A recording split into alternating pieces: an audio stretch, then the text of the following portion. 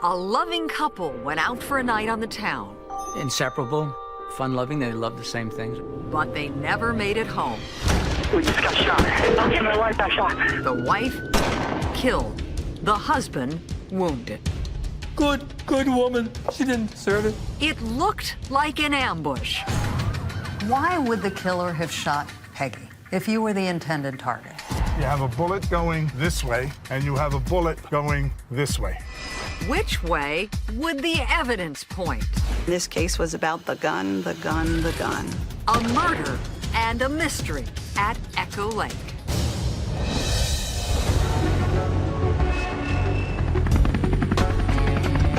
Once you knew what had happened to you, the police come to visit you.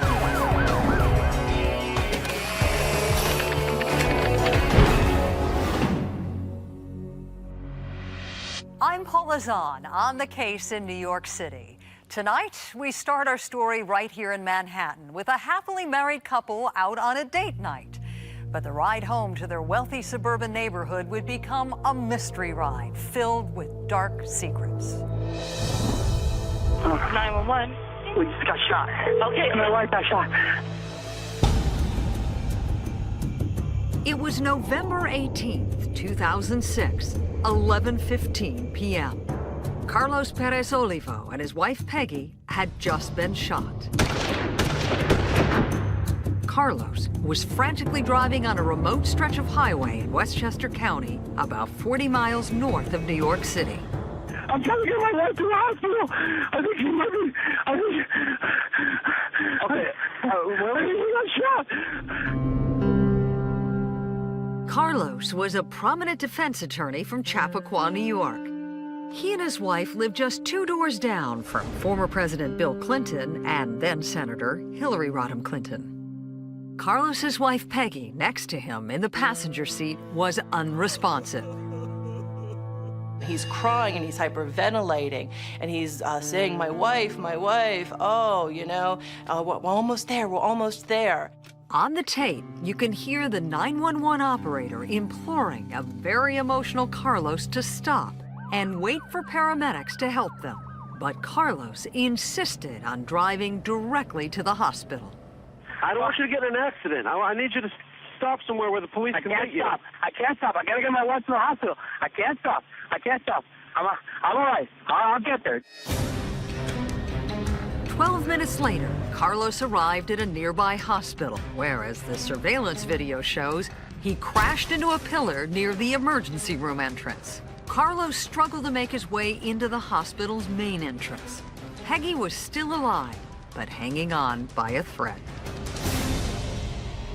They had to take her out through a window because the car was at an angle where there was a railing. They couldn't open the door. I remember getting to the hospital, getting out the door, trying to run into the emergency doors, and that's when I started yelling and telling them my wife was shot, that I needed some help. Doctors frantically worked on the 55-year-old Peggy Perez Olivo. After several minutes of searching, they discovered a small bullet entry wound on the back of her skull. As for Carlos, he had been shot in the lower abdomen. The bullet had apparently passed through his body. No organs were hit, but he was in serious condition. When police arrived, Carlos told them what had happened. He and Peggy had gone into New York City for a date night. First, they went out for dinner and then caught a movie. Carlos said he was driving home and nearly out of gas. He was headed for his favorite gas station when a car pulled up beside him near Echo Lake. His wife was asleep in the car. He's driving and a car behind him cuts him off. Just pulls out ahead of him and stops. So he stops. In an exclusive interview, former defense attorney Carlos Perez Olivo gives his version of how the night's events began to spin out of control. It was all very quick. Walked. I saw a gun. The next thing I knew, he opened the door and he got him back. I froze for a second. I was able to see that the gun was fairly close between the 2 seats, and that's when I reacted and I jumped. Carlos told police that he jumped into the back seat, grabbed the gun, and started fighting with the assailant. The gun goes off, hits his wife in the back of the head, hits him in the side, in the abdomen. And then the gunman apparently gets scared and takes off. Carlos says the gunman was sent by a disgruntled former client, a hitman bent on extracting revenge. Well, from the beginning, Perez Olivo said that it was an ambush, that him and his wife were ambushed, and that he blamed one of his former clients for orchestrating what he had described as a hit. When this happened, a lot of people thought that perhaps it was somebody that wanted to harm me because of prior problems with the law. One of the things I told the police... And by that, we should make it clear to the folks that are listening. You were a defense attorney, Yes. and someone might have been ticked off about your representation. And there had been a number of threats that are documented. According to his lawyer, there was plenty of validity to that claim. Just knowing some of the people that he represented over the years, these were not the best people in the world to be associated with. And if you get them off, they love you. And if you don't get them off, then you obviously didn't do your job properly, in their opinion. Why would the killer have shot Peggy if you were the intended target? Because I don't think he intended to shoot her. I struggled with him. We were moving the gun. The gun shot got off 3 times, I believe. By the third one, I was sort of on top of him, trying to twist his arm to take control of the gun. That's when I got shot, and I kind of let, and he went out. You got to picture 2 guys struggling with a gun and the gun going off. I don't think that he shot her. 3 shots were fired in the car. Carlos thinks the first bullet hit Peggy. The second bullet ended up in the car's ceiling. The third bullet hit Carlos, then exited through the rear window on the driver's side and was not recovered. After those shots were fired, the gunman fled. Which door did you get out of? The back door at this point? The back passenger door, which is where he ran out of. That's where he was pulling to get away from.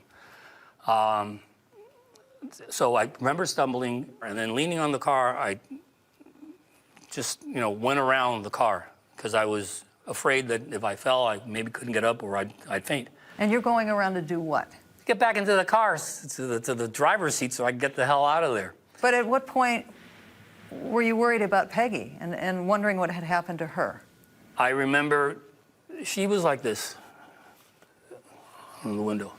And I went Peggy on and she didn't respond. So I knew then that something was wrong. Carlos's terrifying account of what happened that night had local police officers scrambling to find the shooter. And there was a huge manhunt on. They had traffic stops near that off-ramp where this shooting occurred. Police were stopping everybody, saying, were you here? Did you see anything? Did you hear anything? They were trying to find out who did it. Over the next 2 days, investigators began to gather evidence, but they had no weapon, and Carlos was the only witness. Investigators focused their attention on the car where the shooting took place. Then, word came from the hospital. Peggy Perez Olivo had died from her wounds.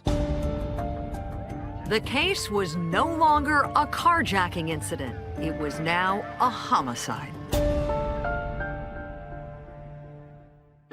Coming up, detectives question their only witness, but the toughest questions are the ones Carlos asks himself. If anybody should have died, it should have been me. I chose to fight with him, and I survived and she didn't.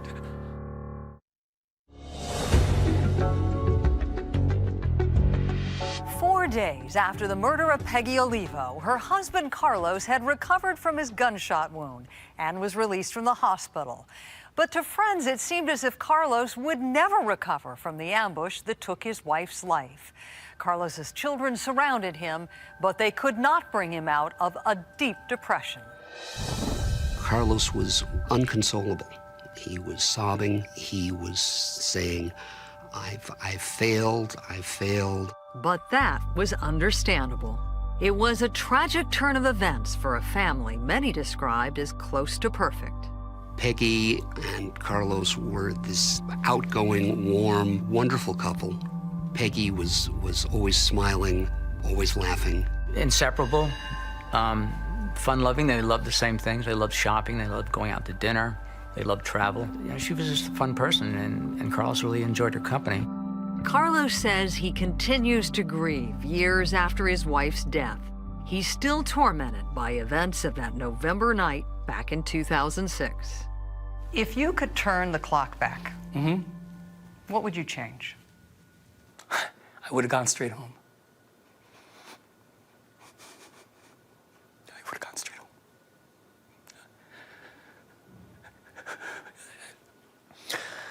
That's what I would change. If anybody should have died, it should have been me. I chose to fight. And I survived and she didn't. At the time, Carlos told investigators the man who ambushed him appeared to be Hispanic and was driving a Toyota sedan. The theory was that the attacker was hired by a disgruntled former client. Police put up roadblocks and alerted surrounding towns, but had no luck finding the car or a suspect. Carlos tried to be completely upfront with investigators. He, immediately said to the police, look, I'm a criminal defense attorney. I've been around this stuff, and 9 times out of 10, when a spouse is killed, it's the husband or the wife. So you're going to look at me, and I don't want you wasting time and investigative resources. I am going to tell you everything I possibly can so you can go ahead and then try to figure out who the hell did this. To those around him, Carlos's dedication to justice made sense. It was a way of handling his grief and his feelings of guilt. You have to understand, she's a good woman. She's a good woman. She didn't deserve it. And it's my fault. It's my fault. The version of events that Carlos gave to the police initially gave us pause, gave the police pause, gave the prosecutors pause. Janet DiFiore is the district attorney for Westchester County. But as is our responsibility and our obligation, we are very disciplined not to jump to any conclusions, but rather to follow all of the leads. Police checked on the details provided by Carlos about his last evening with Peggy. They recovered surveillance footage which showed Carlos and Peggy leaving the movie theater. And this video, which reveals the couple passing through a toll plaza on the way back to Westchester County. Carlos's story checked out. But when police began to retrace his route to find a gas station, they were puzzled. He told the police that he had gotten off of the highway at a particular location and took a particular route to traveling to a gas station because he needed gas in his car. But those of us who are familiar with that community and members of that community found that very puzzling. It was a very, very odd route by any account to take to the gas station. It wasn't the quickest route to your house. No, it wasn't the quickest route, but... It was a station that you normally went to in Millwood. But you wouldn't call it the fastest way from point A to point B. No, but if you don't have gas in your car or very little, and you know you have to go back out later to pick up your daughter, okay, and you know that the gas stations on the shortest route are closed at that hour, okay, then you go to the gas station where you always go anyhow, and the credit card records proved it. In fact, records show that Carlos went to that gas station regularly. Police then turned to the site of the assault. Investigators asked Carlos to point out the exact spot where the attack took place. They rode up and down Highway 100, and Carlos eventually settled on a location near a small body of water called Echo Lake. Investigators found blood evidence from the shooting, but it wasn't where they thought it would be. Carlos told us that he was shot while he was inside the car. The absence of blood in that car was significant to us. And in fact, there was a drop of Carlos's blood located a short distance from where he originally told us that this carjacking took place, and it was found outside of the car on the side of the road. That's not all investigators found. They had already recovered 2 bullets from the shooting. Now, they recovered a shell casing left by another bullet under the highway's guardrails. It's our theory that that's where the crime took place. It's a deserted road. There's not much traffic, particularly at that time of the night. There is a lake that is adjacent to the roadway there, a perfect place to discard the murder weapon. Carlos knew he was rapidly becoming a prime suspect in the murder of his wife. He reached out to his friend and fellow lawyer, Robert Buckley. When he offered to take a lie detector, he says, look, let me take a lie detector test. And even though it's not admissible, I've done this in federal cases, I will stipulate in advance to the results. If the results say that I did this, I'll plead guilty. I'll sign an agreement up front. I had asked you the question, and I'll ask it again. Did you kill your wife? It's very awkward to answer back because saying no doesn't express. I felt from outrage, I felt insulted, to anguish, to pain, to the cruelty of it, that I should have to be telling you and other people I didn't kill my wife. That hurts. That hurts. The police were sensitive to Carlos's feeling. After all, he had lost his wife and the mother of his 3 children. So they recanvassed the crime scene and turned their attention to finding the murder weapon.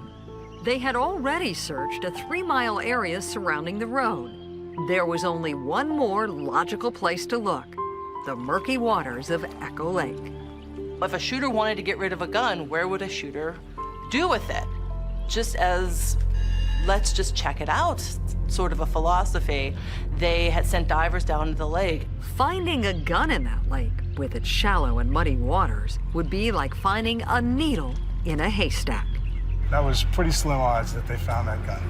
But 4 days after the shooting, they did just that, and finally pulled the gun from the bottom of Echo Lake. The gun was handed to Deputy Sheriff Anthony Toda, a ballistics expert in Westchester County. It was a .32 caliber semi-automatic manufactured by Walther. It's a pretty well-made gun. Toda has nearly 30 years of experience testing weapons and comparing bullet evidence in New York City and Westchester County. He gave us a quick tutorial. That's a cartridge. That's what you load into a firearm. When you fire that cartridge, you end up with a bullet and a shell casing. This is the evidence. That's the byproduct of a shot.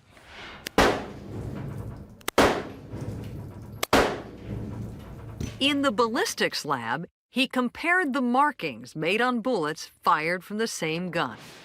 All right, the areas that we're looking at are the areas in the center, right here. These areas that carry through. And those are caused by the inside of the gun barrel. No 2 gun barrels shoot the same. In the Perez Olivo case, he used the same technique with the gun found in Echo Lake. After my microscopic examination and testing of that weapon, it showed that the evidence was fired from that gun. All the evidence that I received in connection from this case was fired from that .32 caliber Walther. Now the question was, who fired that gun?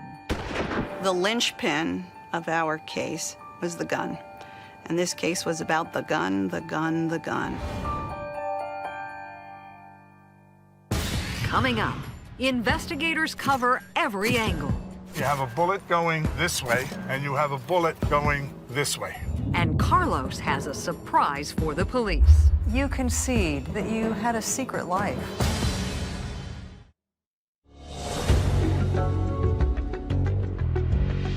Peggy Olivo was shot and killed on a dark stretch of road alongside Echo Lake in Westchester County, New York.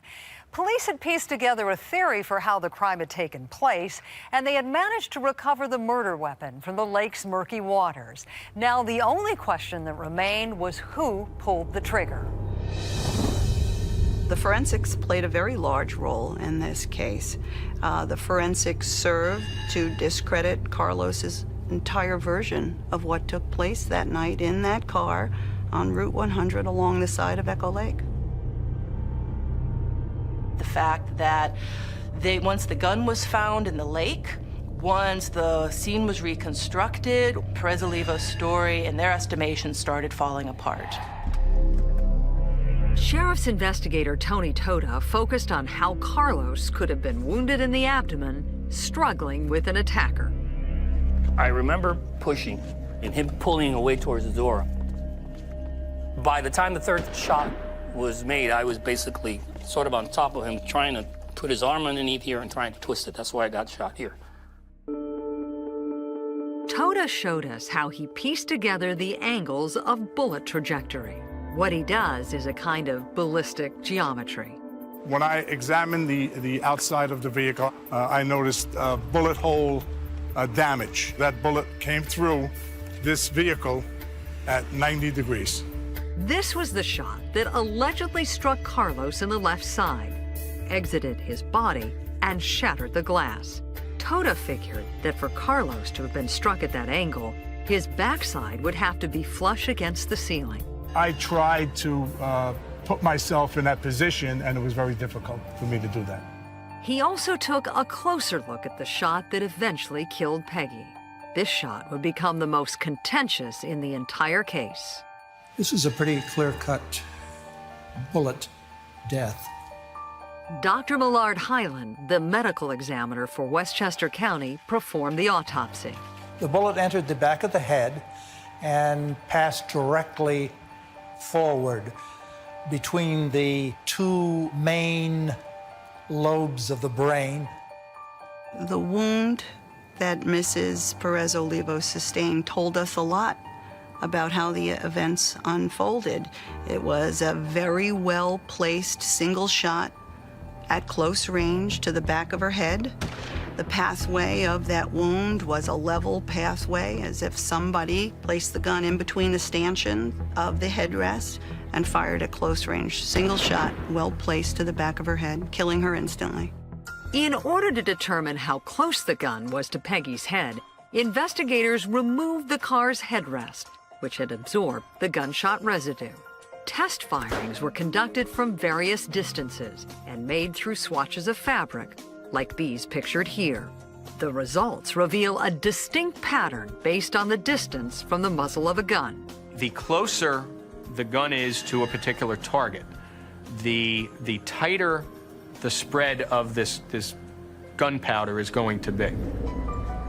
If there was a life and death struggle in that car, we would not have had the gunshot residue that was recovered from the headrest, indicating a very close range firing of that gun. And certainly we would not have had the pathway of the bullet that ultimately killed Peggy at the level back to front trajectory that we found. Looking at the angles and distances of the shots fired, investigators created a forensic snapshot of the crime. According to police, Carlos fired 4 shots that night. 1 bullet into the back of his wife's head, 1 into the roof of the car, 1 through the window, and 1 outside of the car. Police had found the shell casing from the 4th shot under the guardrail. They say, after this, he tossed the gun into Echo Lake. I'm saying that Carlos slipped into the back seat, executed his wife at close range while she slept in the front passenger seat, got out of the car, shot himself in the side to make it appear consistent with his theory of this supposed carjacker. And then he called 911 to report this attempted carjacking. Despite all this evidence and conjecture, it all came down to the gun. Prosecutors couldn't be sure it was Carlos's gun. There were no prints or DNA linking him to the gun. It was unregistered, and there was no record that Carlos ever owned a weapon. Prosecutors kept digging for evidence and kept talking to Carlos. Then, out of the blue, he gave them a motive. Coming up, investigators shine a bright light on a dark secret. Then I sat my children down. And I told them that I'm not the person you think I was.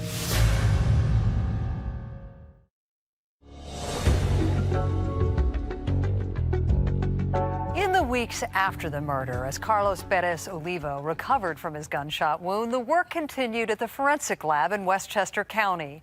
Workers there picked apart nearly every bit of evidence found in his car. The angle here is something like this.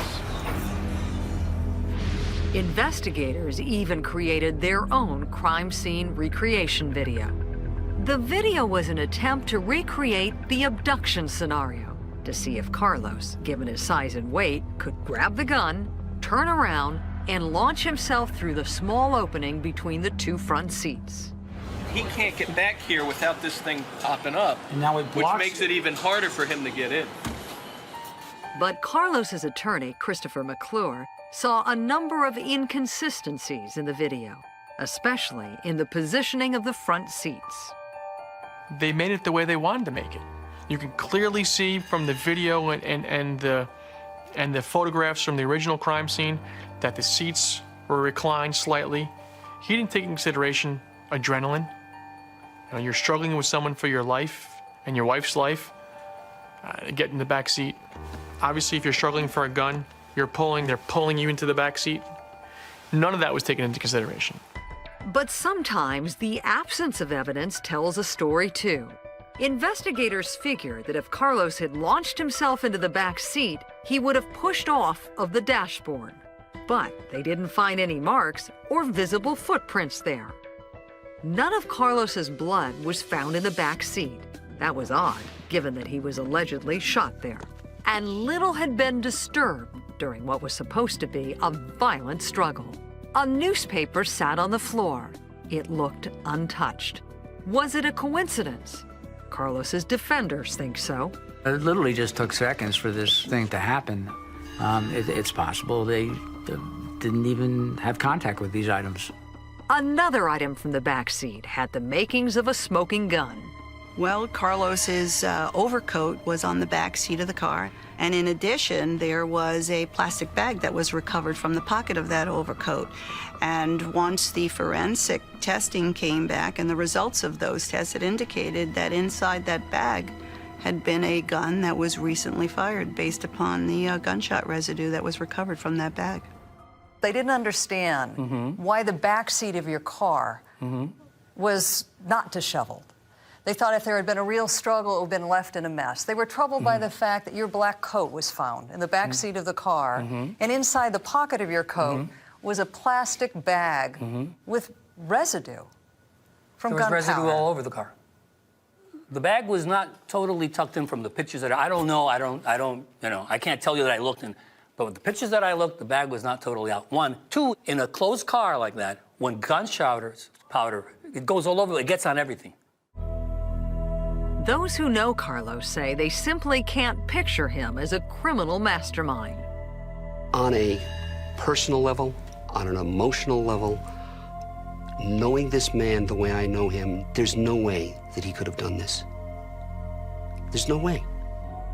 This was a rolling investigation. Police kept what they were finding and when they found it very, very close to the vest. They weren't showing their hand at all to the media, to the public. They did not want this investigation compromised in any way. Some claimed a conspiracy was behind what they believe was an overzealous gathering of evidence. Well, it's pretty common belief among police officers, especially detectives, that defense attorneys are like, you know, the lowest of the low. Yes, I think they were extra interested in him because he was a defense attorney and he knew the way of getting himself out of trouble, that he concocted this story and murdered his wife. Still, Carlos says he tried to be as transparent as possible. I basically told the police everything I could think of and anything they wanted to ask me. During the course of the investigation, Carlos told the police that they would find and learn that he had been having a long-term affair with a woman and that that evidence would be revealed to them. So he told the police that up front. Carlos admitted to having a 10-year affair with a woman named Ileana Poole, whom he had met in Puerto Rico. And then he dropped a potential bombshell. He told police that he had called his girlfriend on the same day Peggy was killed. It was her birthday. He sent her flowers. It didn't help. It didn't help in any scenario. I was a man who was considered to be faithful. I was a man whose whole life was his wife and his children. And that was one of the things I was very proud of. But it didn't stop him from getting involved with pool. And I thought it was over and done with. And it came back to haunt me. And I, knowing that it was going to come out, I volunteered it to the police, and then I sat my children down. And I told them things are going to come out,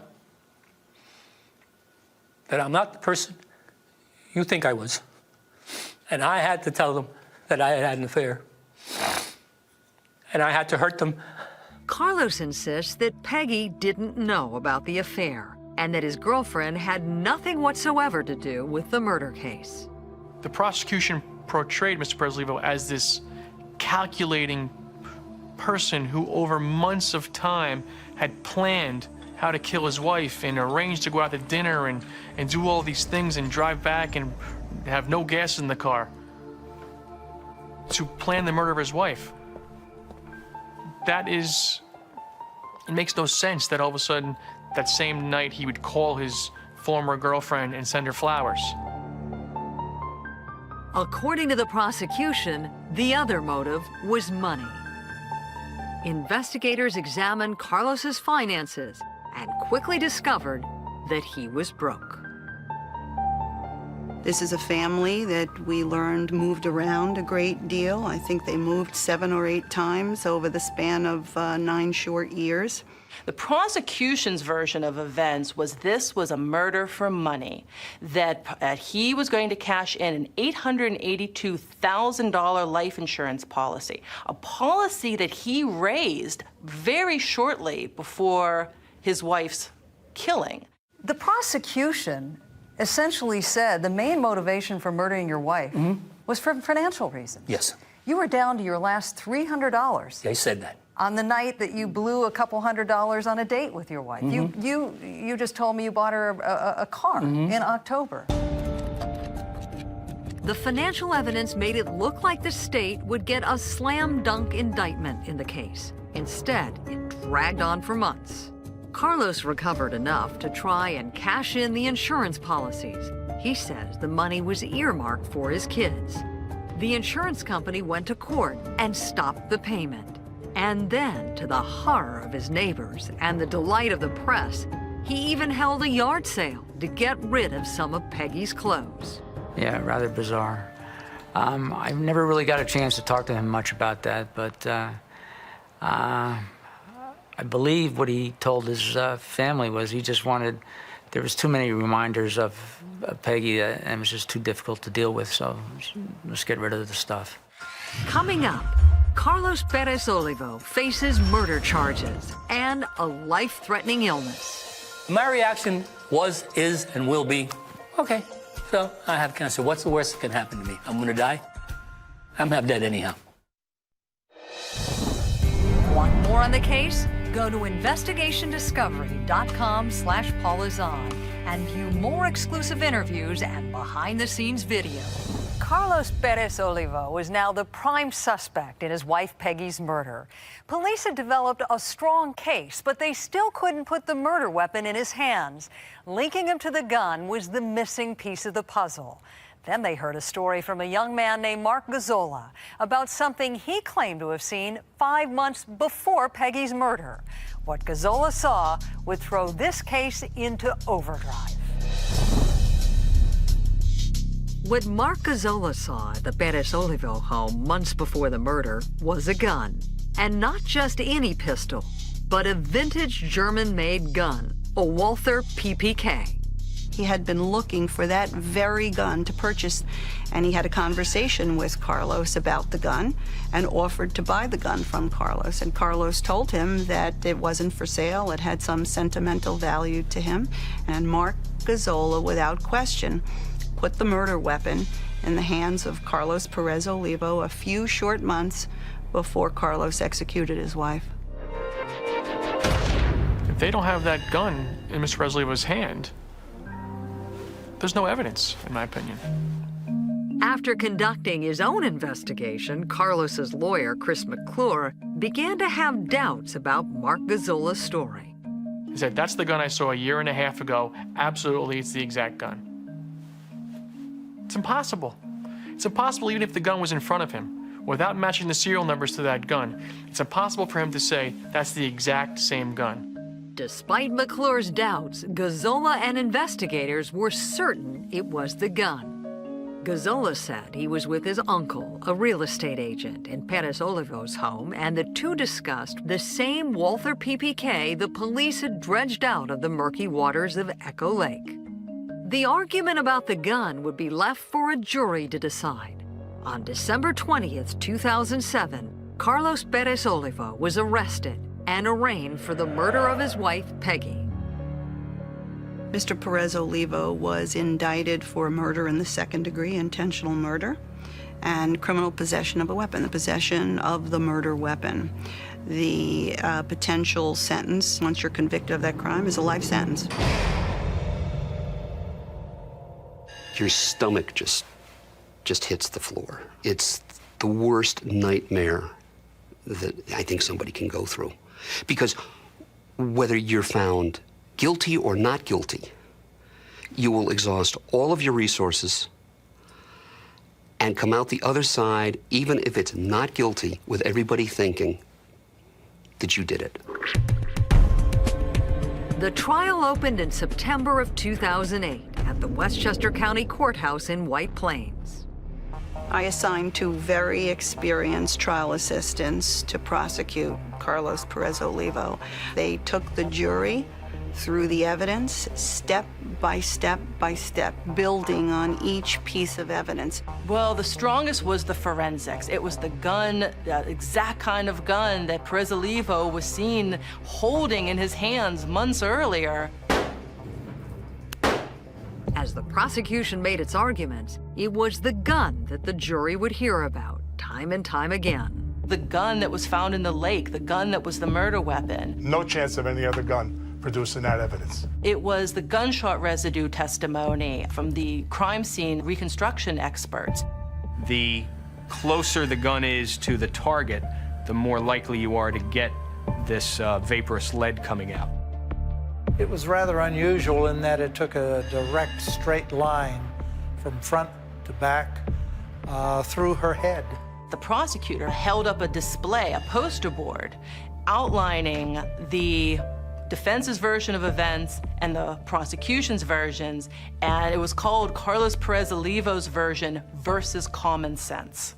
Carlos's attorneys fought back. They challenged the qualifications of the state's expert witnesses and presented their own reconstruction of the crime scene. Our expert did a recreation to show that based upon the angle of the entrance wound and the exit wound and the angle of the bullet hole in the back window, that, as Mr. Perez Olivo indicated, if he was pulled into the back seat and there was a struggle over the gun and he was laying on top of the assailant and the gun went off, it is consistent with the angles that I indicated and the bullet hole in the window.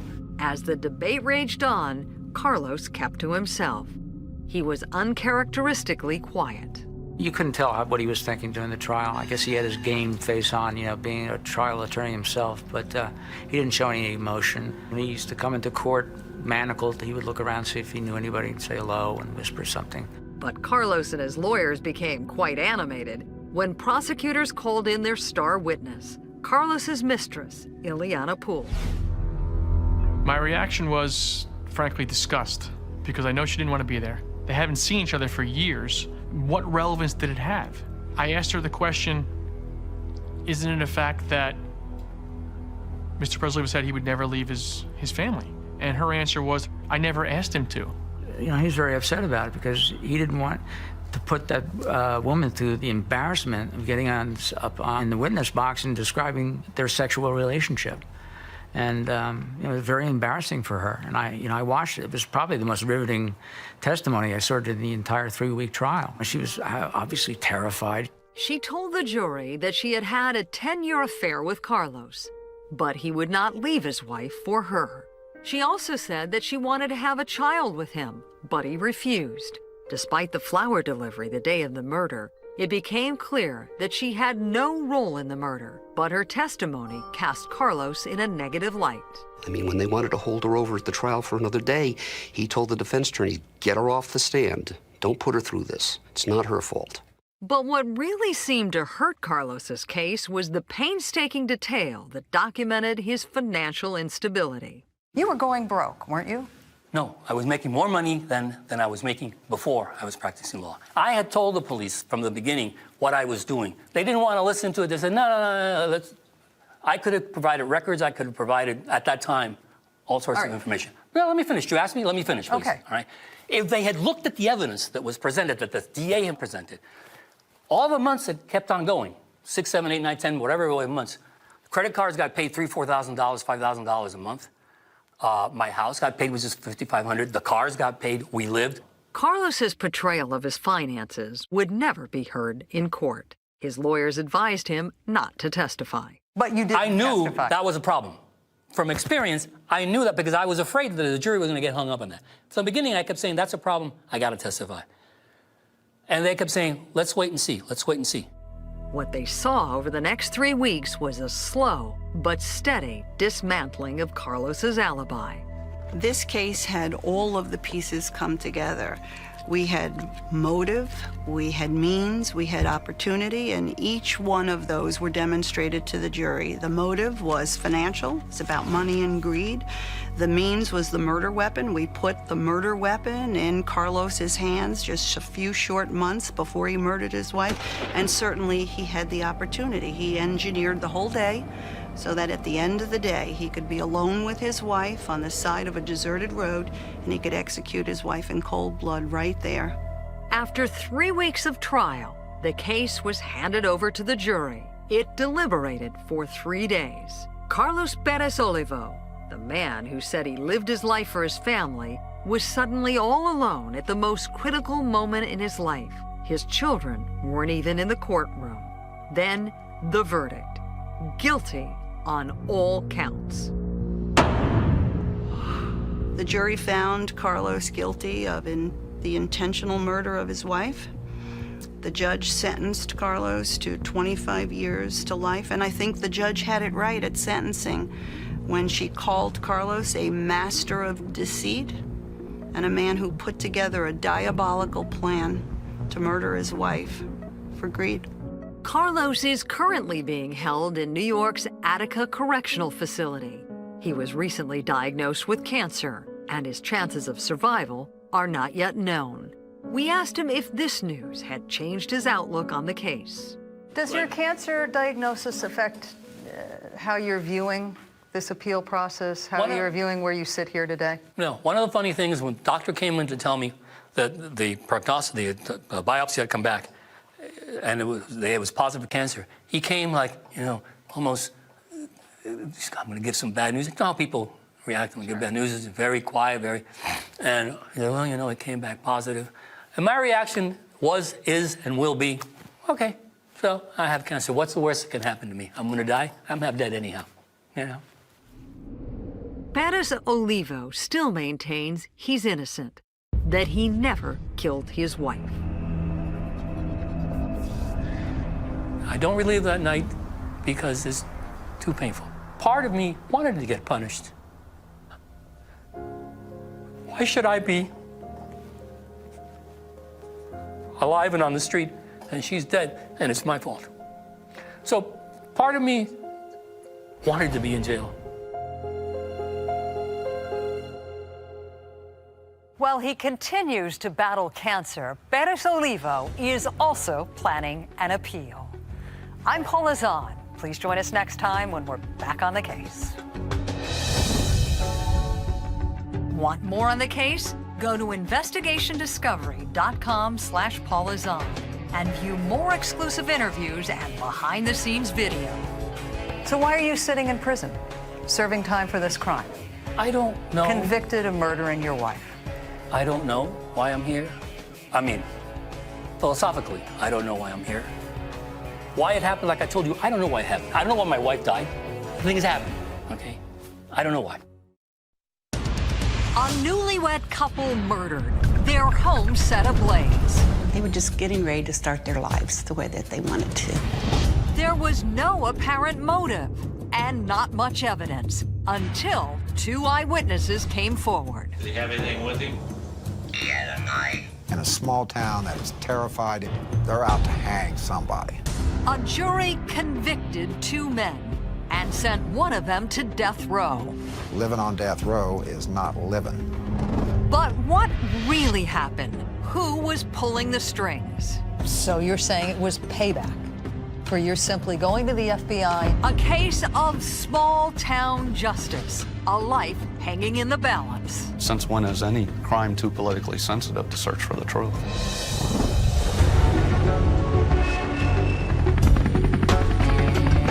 Once you knew what had happened to you, the police come to visit you.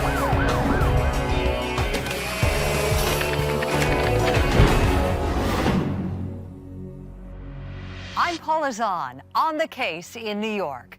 Tonight, we travel to the small rural town of Paris, Illinois, located about 10 miles west of the Indiana border. It's the kind of town where everyone knows each other and stops on the street to say hello. But the death of a newlywed couple would reveal some of the town's darkest secrets. It was a great small town. I loved living here. I loved growing up here.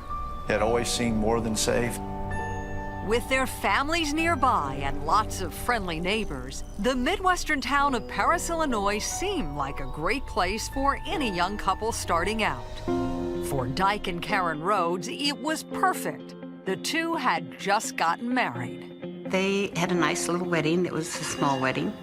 And they both looked really great. They made a beautiful couple. Dyke was a hometown boy, well-liked by all. Dyke was a great person, great, real social guy, very athletic, very outgoing, you know, just a super guy. Karen grew up nearby, part of a close-knit family. She was just an all-around good friend and a person who loved people and had a lot to give to the world. After the wedding, Dyke and Karen moved into a small home in Paris. Karen worked as an office assistant at a factory. Dyke was a landscaper. They didn't have much, but they had a bright future together. They were just getting ready to start their lives the way that they wanted to. But the newlyweds wouldn't live happily ever after for long. On July 5th, 1986, around 4:30 in the morning, fire trucks raced to their home on East Court Street. The house was fully engulfed in flames. Dyke and Karen were both inside. Neither survived. Later that morning, a preacher broke the news to their family. He said, there's no good way to tell you. He said, there's been a fire and Dyke and Karen are both dead. And I remember the shock, and I thought they'd burned in the fire. Died in the fire. But the shock was just beginning. As soon as firefighters put out the flames, they realized they had stumbled upon a crime scene. There was blood on the bed, there was blood in the room, and state police were called in. Firefighters told police that the fire was no accident. The blaze was designed to cover up a double murder. Dyke and Karen had been brutally stabbed to death. There were multiple stab wounds. There were over close to 26, 27 stab wounds for each victim. We got a phone call, and it was a policeman from down here, and they told us that it was foul play, that they died before the fire, and they wanted to know if they had any enemies and all that kind of thing. Who would want to kill the newlyweds? Police had little to go on. There was no DNA, no fingerprints, nothing to tie anyone to the murder. Firefighters had already removed the bodies before police arrived, inadvertently tainting the crime scene. They were at a little disadvantage, one with the fire, and two with the disturbance of the crime scene by firefighters. After the murders, Paris wasn't the same. What had once been a place where people left their doors unlocked at night now had everyone looking over their shoulders. Everybody in town was pretty much afraid, because things like that, we thought at that time anyway, just don't happen in Paris. In a a small town that is terrified anyway over a gruesome murder of a young newlywed couple is just going to generate the rumor mill, and they're out to hang somebody. Police began questioning people around town. On their list were local barflies Herb Whitlock and Randy Steidle. Both men had been in trouble for starting drunken fights. You'd had a couple arrests, right? For roughing people up in bars? I had some barroom fights and problems with the law, and, you know, it's, of course, you know, as I said, bars in Paris were pretty rough bars. Although both men denied any involvement, police wanted to talk with Herb and Randy. 2 days after the crime, we were pulled out of a public place, a public bar, in the middle of the afternoon in front of a packed bar. Nobody else was pulled out like that by 5 police officers and questioned. What did they say to you? They took us downtown. We gave them our step-by-step alibi, who I was with, what I was doing, from a week before the crime until that very day. The men had alibis that seemed to check out. Herb and Randy were released. But a few months later, an eyewitness named Darrell Harrington came forward, claiming he was at the scene the night of the murders. His account of what happened once again made Herb and Randy the focus of the investigation. Harrington had lost his voice from cancer and needed a voice box to speak. He told police he witnessed Herb and Randy killing the newlyweds. He had blood on him.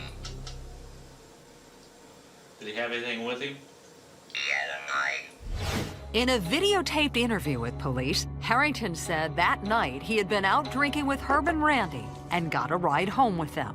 He claimed he must have fallen asleep because when he woke up, the car was parked outside of the Rhodes house. Well, if somebody was damn scared about something, and I did hear, I always heard him saying, please don't hurt me or kill me or something like that. Harrington said he was curious and wanted to see what was going on. He tried to get into the house, but it was locked.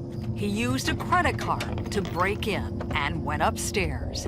That's when he claimed he saw Randy Steidle with blood all over him. And he saw something else, too. I seen a body on the bed, a female. While Darrell Harrington's account of what happened that night was an incredible story, police had no evidence to back it up, especially since both men had alibis and claimed they were innocent. But 2 months later, police got the break they were hoping for. A second eyewitness came forward. What she had to say would end up changing lives forever. Coming up, police find a second eyewitness to the Rhodes murder, and her story is stunning. She's saying, well, I witnessed the murder. I was there. I was inside the house.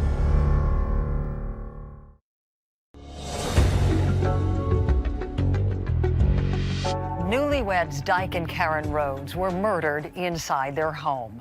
Police had an eyewitness who named 2 local men as their killers.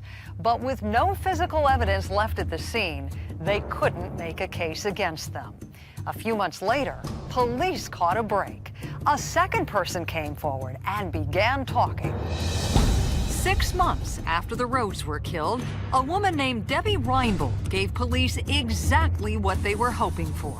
She corroborated Darrell Harrington's story that Randy Steidle and Herb Whitlock were the ones who murdered the newlyweds.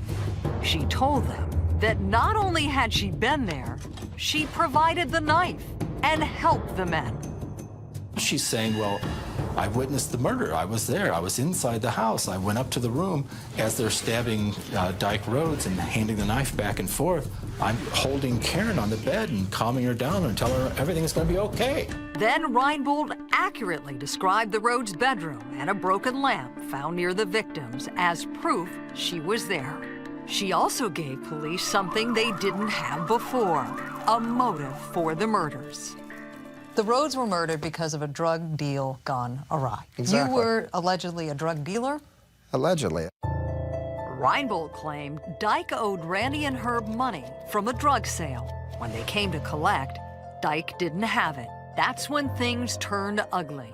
While Reinbold's story was convincing to some, those who knew Dyke were outraged by it. The assumption or the thought that he would be in any way involved in some type of drug deal, especially that would be serious enough to get him killed, was ridiculous to me. That's not Dyke. I know enough about him. That's not Dyke, and I never did believe it was. With Reinbold's testimony backing up Harrington's story, police now had enough to arrest Steidel and Whitlock.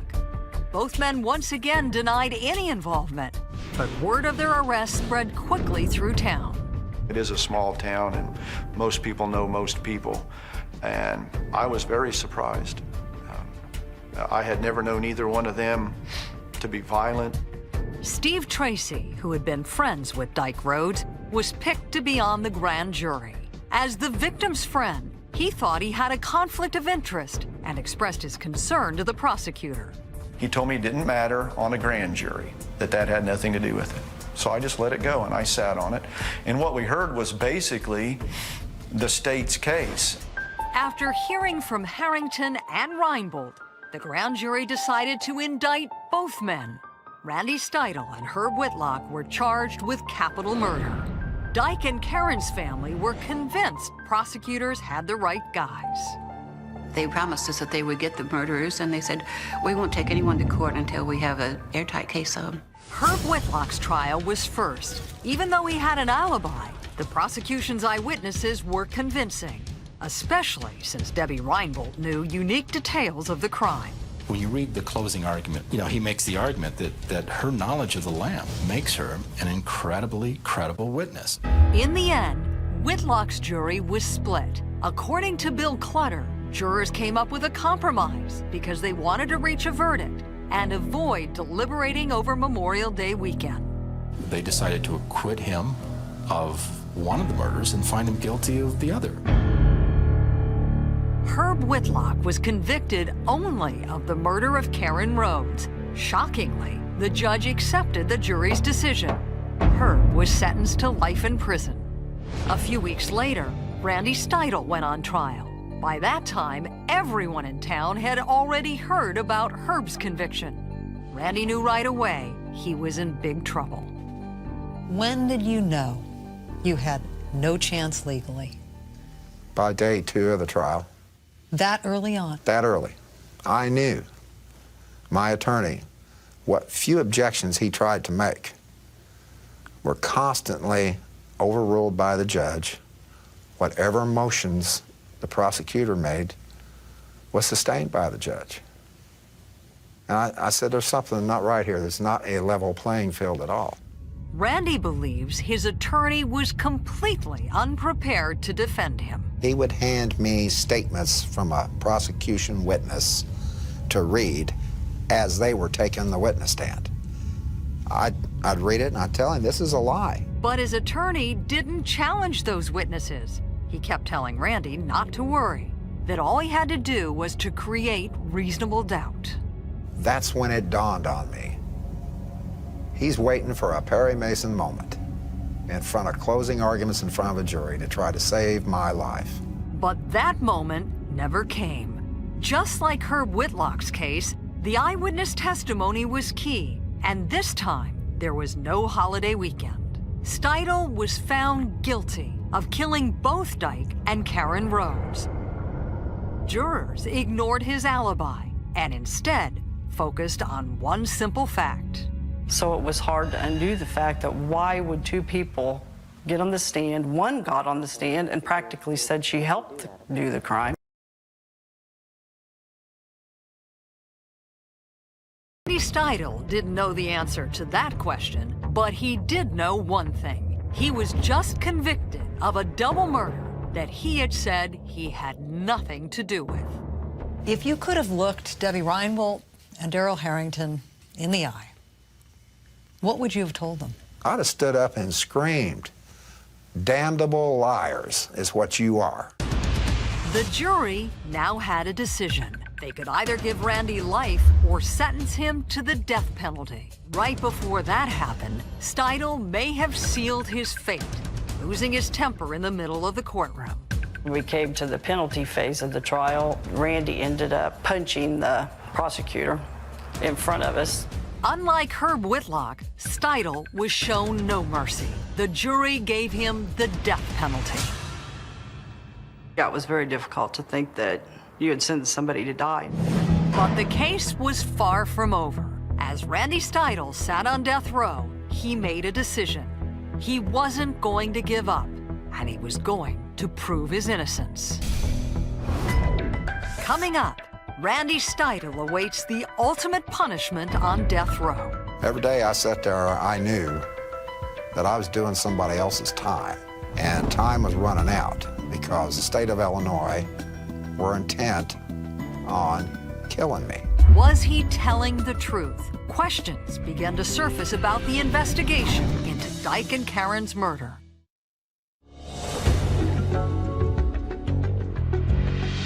Randy Steidle and Herb Whitlock were convicted of murdering newlyweds Dyke and Karen Rhodes. Although both men said they were innocent, no one seemed to be listening. That is, until 4 years later, when a private investigator began to re-examine the case. What he found was shocking. After his conviction, Randy Steidle was living on death row. For 23 hours a day, he would sit in his tiny cell and pray. A lot of nights, go to sleep and just ask God, just please, don't let me wake up anymore. I'm tired of doing this. What was the worst part of being on death row? The worst part of being on death row was just knowing every day is just like yesterday.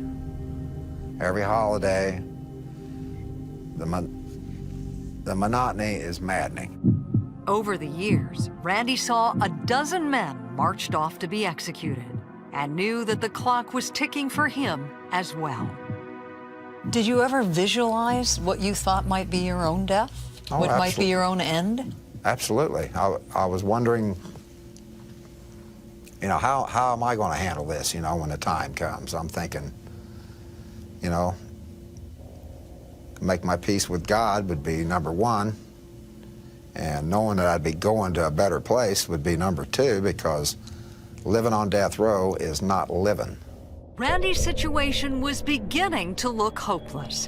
By 1991, both he and his co-defendant Herb Whitlock had lost their appeals. Herb, who was spared from the death penalty, was now out of legal options.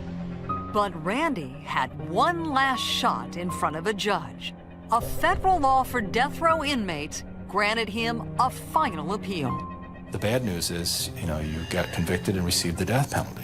The good news is you got the death penalty, because without those resources, he would have been in the same boat that Herb Whitlock was in. In the fall of '91, private investigator Bill Clutter was hired by the law firm representing Randy Steidle. He went to interview both Randy and Herb.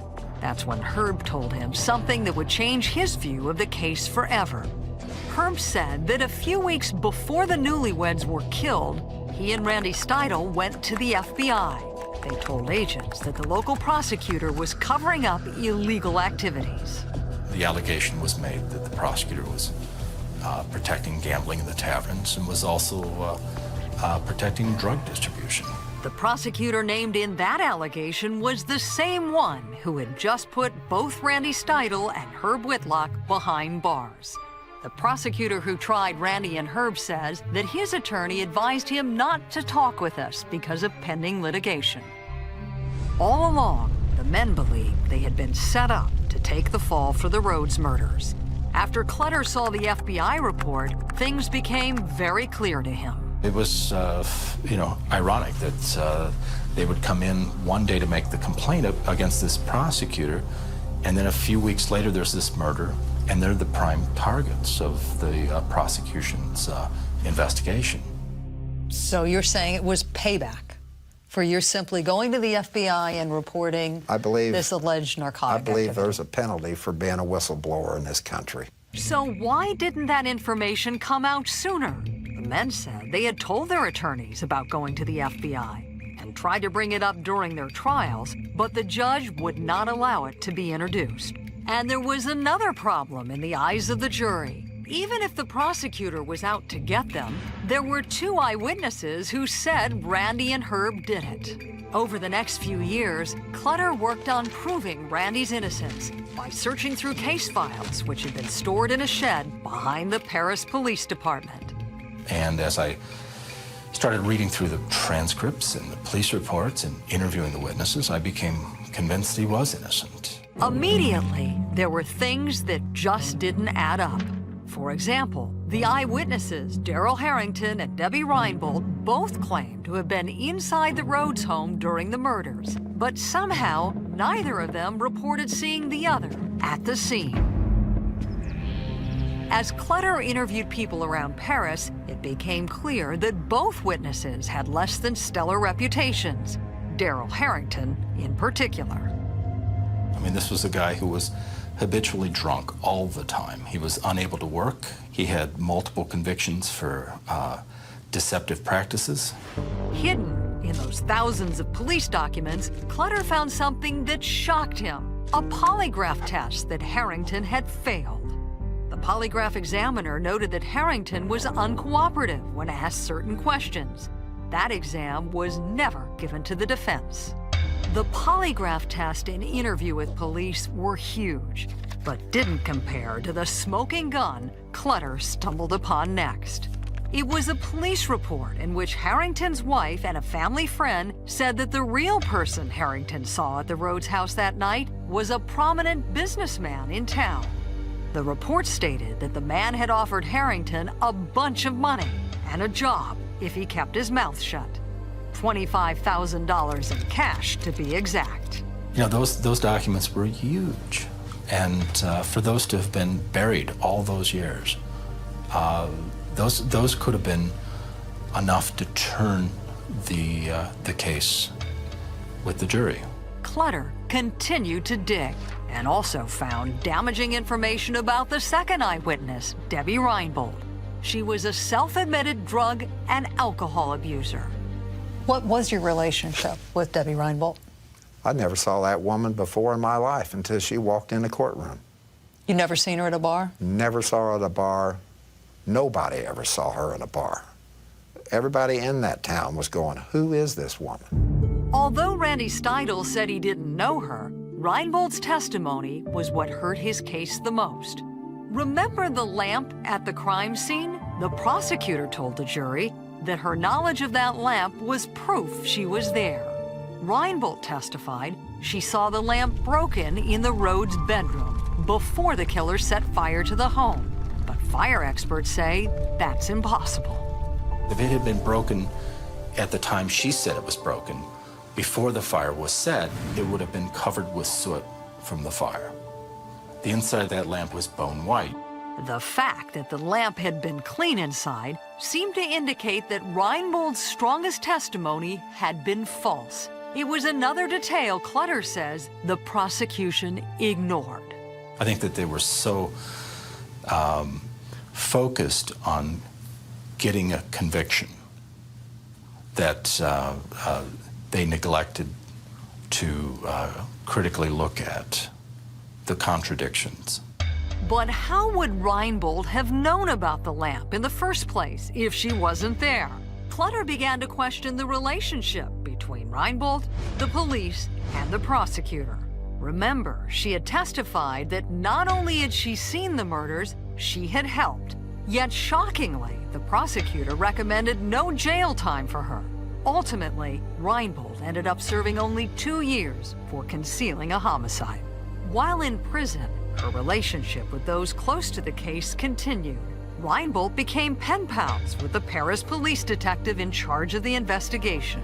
And perhaps the most stunning discovery was the document that showed Debbie Reinbold was paid by the Illinois State Police for her role as an informant. At the end of her participation in this case, she received a payment of $2,500 that was undisclosed to Randy or Herb's defense attorneys at the time of trial.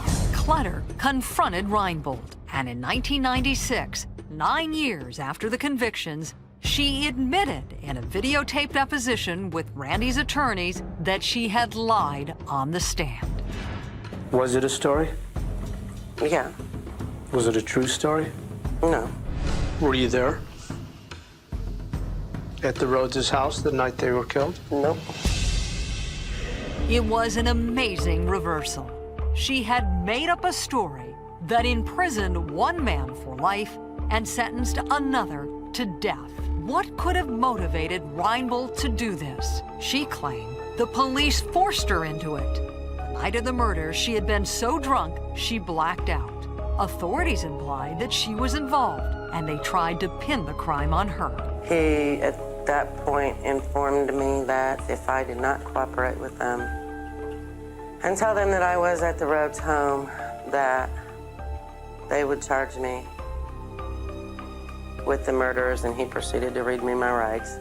In that same deposition, Reinbold said police gave her details of the crime, including the broken lamp found on the floor. It was good news for Randy, but it wouldn't last long. A few days later, Reinbold once again changed her story and insisted she gave truthful testimony in 1987. Over the years, she would go back and forth a half-dozen times. Despite that, Randy and his attorneys were confident in what Clutter uncovered. They decided it was time to take Randy's case to the media. Coming up, public outrage forces police to take a second look at the case, and a new investigation uncovers shocking details. What do you think was the motive for killing the Rhodes? I believe it's something that Karen Rhodes stumbled on at work.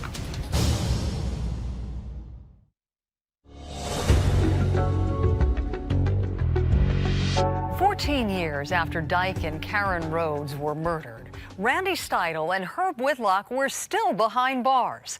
Since Randy had been given the death penalty, he had one final appeal left, and it would be heard in a federal court. While he waited for the judge to review his case, he got some good news. The state court that originally heard his case commuted his sentence. He was taken off death row and resentenced to life in prison. In April of 2000, Randy Steidle's story started getting national attention. Under pressure, the Illinois State Police, who were part of the original investigation, decided to quietly review the case. The assignment was given to Lieutenant Michael Callahan. When I first got the case, the lieutenant in patrol had said, "You're going to be assigned to review this case." I was one of the young agents. You can just rubber stamp this. Michael Callahan was a proud member of the Illinois State Police. His career with them spanned more than 2 decades. Master Sergeant Michael A. Callahan. He had been promoted 3 times and had just made lieutenant when he began to review the Rhodes case. At the time, Callahan had no idea what he was getting himself into. When you started delving into the massive files on this double murder, what were some of the conclusions that you arrived at? Well, my first thought was that it was probably the sloppiest case I've ever seen done. Callahan was shocked by the things he found in the case file. As you started to investigate the case, I understand you put markers on the file to denote all of the contradictions that you believed existed. Oh, there was hundreds of contradictions. So what did that file look like at the end? I think at one point I had a little over 300 stick-em notes on that file as just leads that weren't followed, questions that I had, contradictions in the case, blatant red flags. Callahan closely looked at some of the leads that he said were never followed by police. Obviously, if there's other suspects still yet to be looked at in the case, they could have continued to investigate the case, but they didn't. Instead, they chose to hide that information away. Like Bill Clutter, Callahan also had major problems with both eyewitnesses. He didn't believe either of them and was appalled by the fact that Debbie Reinbold was paid as an informant. In 25 years of police work, I've never seen the Illinois State Police pay a murderer $2,500, which just was a huge red flag to me. But his biggest issue was the motive for the murders. As a former narcotics officer, Callahan felt that the victim, Dyke Rhodes, didn't fit the mold of someone involved in a drug deal gone bad. In fact, police had another motive that Callahan says was never investigated, a motive that had nothing to do with Dyke Rhodes. What do you think was the motive for killing the Rhodes? I believe it's something that Karen Rhodes stumbled on at work. I think I've always had a thought in my mind from the very beginning that it might not have been Dyke that was causing the problem. It might have been what Karen saw, since she was so upset that day. According to Karen's family, Karen was upset about something she had seen in the parking lot at work. It was her boss and another employee loading large amounts of money and guns into the trunk of a car. He saw her and he was very agitated and said, "What are you doing out here?" in a cursing sort of way. Says, "You're not supposed to be here." A few weeks later, Karen and Dyke Rhodes were murdered. Karen's mom said she told police about that incident, and they assured her they would investigate. But she says she never heard anything more about it. Callahan made another connection, and it added more importance to a fact Bill Clutter's investigation had uncovered, in connection with witness Darrell Harrington.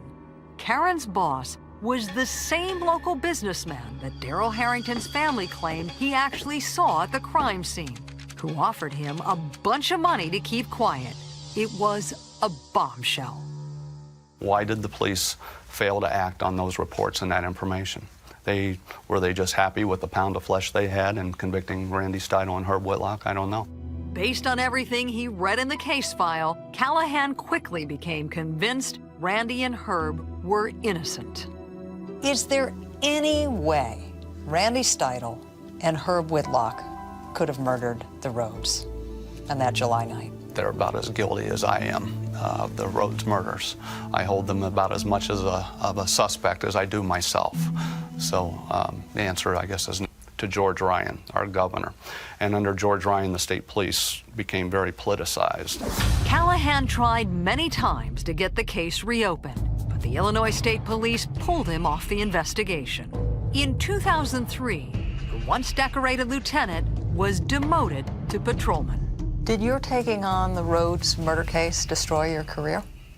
I continued to try to do what was right in my mind. I watched a lot of good people besides myself get retaliated against that supported me and supported trying to do the right thing. Callahan decided to fight. He sued the state police, claiming he was transferred in order to shut him up. Why did you decide to sue the Illinois State Police? You know, I look at the Rhodes. There's no closure for the Rhodes family. When the government or the people that take an oath fail to search for the truth for them, I mean, since when is any crime too politically sensitive to search for the truth? A civil jury agreed Callahan had been punished for just doing his job. He was awarded $700,000 in damages. The verdict, though, was later reversed based on a Supreme Court ruling that government employees aren't protected under whistleblower laws. I think that it's a terrible story of government at its worst, and you know, the First Amendment being taken away from. I mean, when you start silencing government employees, think about that. I mean, think about what could happen. The Illinois State Police had no comment, citing pending litigation. So where did that leave Herb Whitlock and Randy Steidel? They didn't know it at the time, but Callahan's work was about to have a big effect on both of their lives. Coming up, after years of failed appeals in state court, Randy Steidel gets one last chance, this time in federal court. Will it lead to freedom, or will he face a lifetime behind bars? Prosecutors were clearly not interested in justice. They were bent on keeping this case covered up. Want more on the case? Go to investigationdiscovery.com/PaulaZahn and view more exclusive interviews and behind-the-scenes video. Now, Randy Steidel would have his final appeal heard by a federal judge.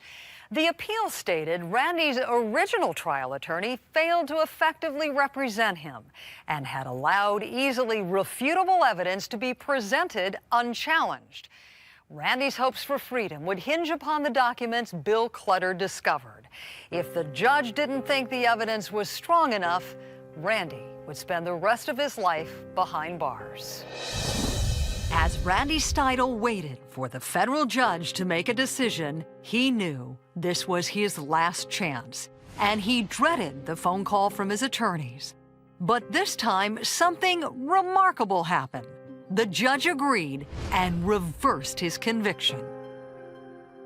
Describe for us the moment when you found out that your conviction had been reversed. I was happy. And there was more good news. The state decided not to appeal the federal judge's ruling. Freedom for Randy Steidle was only one more step away. The Attorney General had to make a decision about whether to retry Randy. She sat down with Lieutenant Michael Callahan and reviewed the contradictions in the case. She decided against going back to trial at this time. The man who had once been on death row was now about to be released. I'm thinking, well, this is my last day and my last cup of coffee behind bars. On May 28, 2004, after 17 years behind bars, Randy Steidle walked out of prison. N72890. There you go. Good luck. Thank you. You ready to go? When did it seem real to you that you were actually a free man? When I got to walk out with my mom and my family, and finally had all my attorneys with me, and the news media was there, and I told them, I said, finally, you know, my case got heard by a real judge. He put an end to this nightmare. But it was 17 years, 3 months, and 3 weeks coming. He told me this day was going to come someday, and today's the day. Private investigator Bill Clutter was there the day Randy was released. It was an extremely happy moment to be able to walk Randy out of prison after all those years, to be able to physically reunite him with his brother and his mother. But Clutter knew his job was far from over. Herb Whitlock was still sitting in prison. Since Randy had originally been given the death penalty, his case was heard in federal court. But Herb's case had stayed in the state system, and his appeals kept going back to the same county that had convicted him. It was going to be a tough fight. We were dealing with prosecutors that had been assigned to the case that were clearly not interested in justice. They were bent on keeping this case covered up.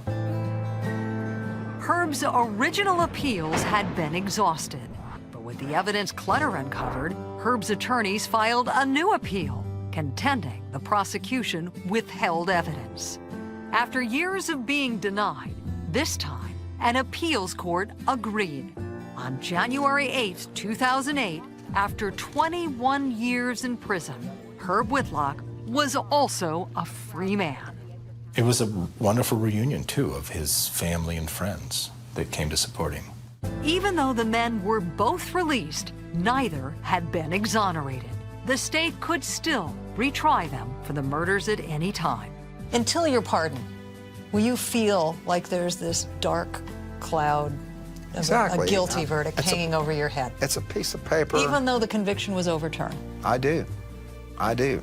Who do you hold responsible for being falsely imprisoned? Well, I hold. They took the evidence as it was presented to them, and it pointed at Herbert Whitlock and Randy Steidle. That they're good men, they worked hard, and they didn't do anything wrong. The prosecution stands by its story. Of course they're going to. It's about They winning. still say you're guilty. Of course, I'm suspect. Number one suspect, sure. Randy agreed to go back with us to his hometown of Paris, Illinois, a place he hasn't visited in years. They just took away so much from our family because we don't have her anymore. We don't have her children to enjoy, you know. She didn't get to have the life that she wanted and that they were just ready to start.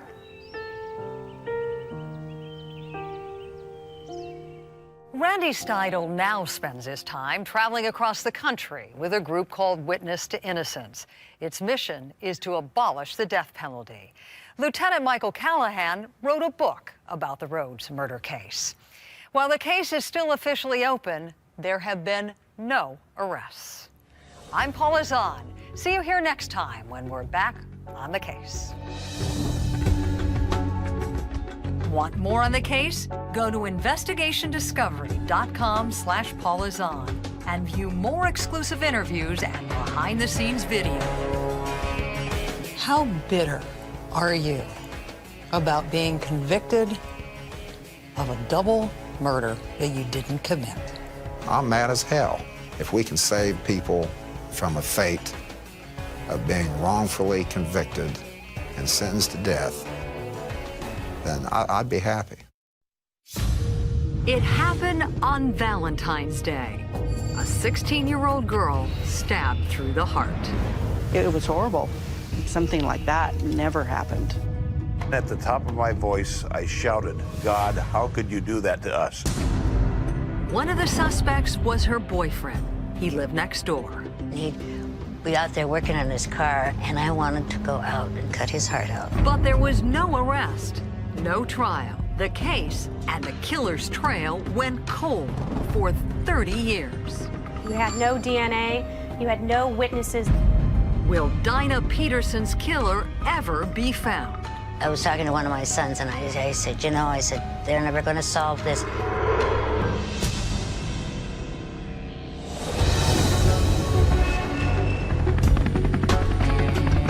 Once you knew what had happened to you, the police come to visit you.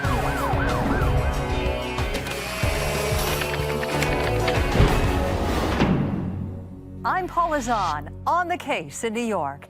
And tonight we travel to the shores of Puget Sound in Richmond Beach, Washington, just a few miles north of Seattle. It's a good place to raise a family, a great place to be a teenager.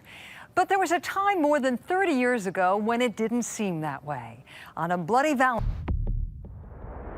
16-year-old Dinah Peterson was dead, murdered in her own backyard. I just covered her up, completely covered her up with a blanket. Then I went back in and I called our priest and I called the sheriff's office. And they said not to touch anything, and I told them what I'd done, and they said, well, don't go near the body anymore. And my dad was just hugging my mom. And then I went out, and there was, of course, police all over the place. And I'm still kind of walking around in my pajamas going, what is going on? Police on the scene that morning didn't know what was going on either. When they first found Dinah's body, they thought perhaps the teenager had fallen from the balcony overhead. It wasn't until later that afternoon that they discovered Dinah had been stabbed.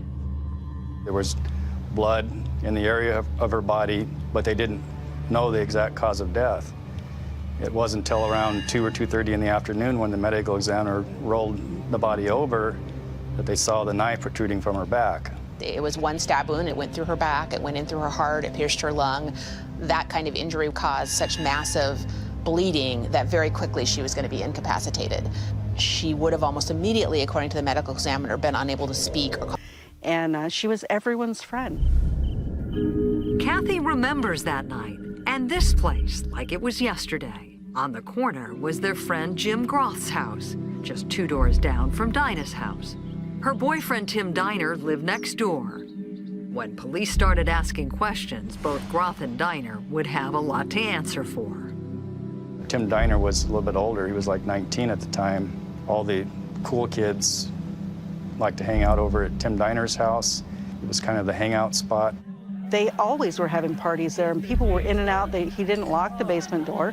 People were in and out of there all the time. Tim Diner might have been an insider, but Jim Groth wasn't, according to Dinah's sister, Marilyn. Jim was a little quirky.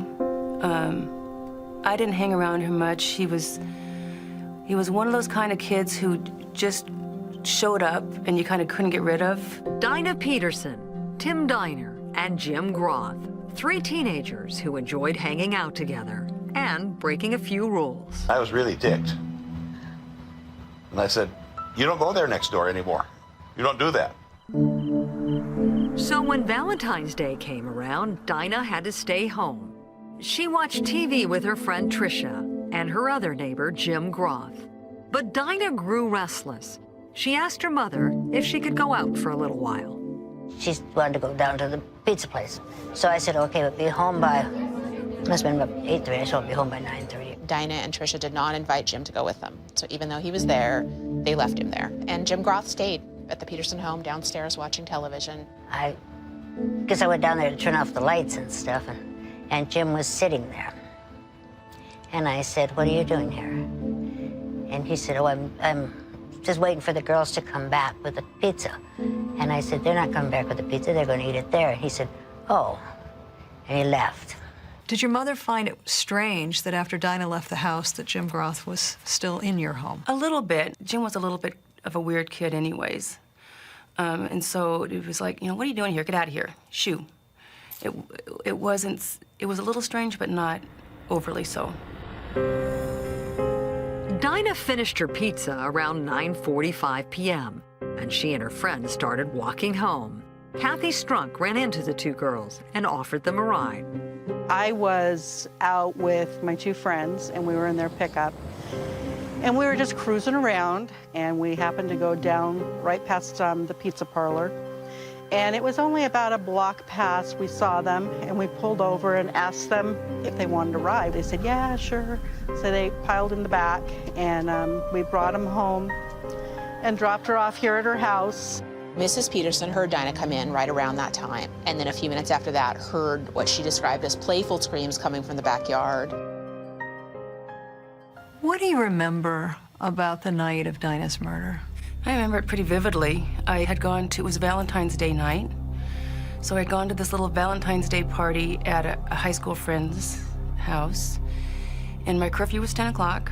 Our practice was to come in and check in with my mom, so she knew we were home. I sat down kind of at the foot of her bed, and we kind of just small talked a little bit, and we heard a little scuffle outside, kind of, like, don't, stop it, but playful, and kind of roughhousing. When you heard that, you didn't think Dinah was in trouble? There was never anything to indicate that Dinah was in trouble. You thought she was playing? Yeah. There was no reason to think that she was in trouble except the fact that she was grounded and should be in the house. Later on, her mother, angry Dinah was still not in the house, went looking for her downstairs. And then I put on my robe and went down there.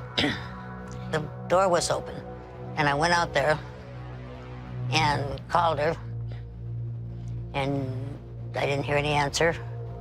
So I got mad at her and went back to, and I let her little dog out. So I figured he'd pester her till she came home. Dinah's parents waited up for a while and then went to bed, still upset that she had stayed out past the curfew she'd been given.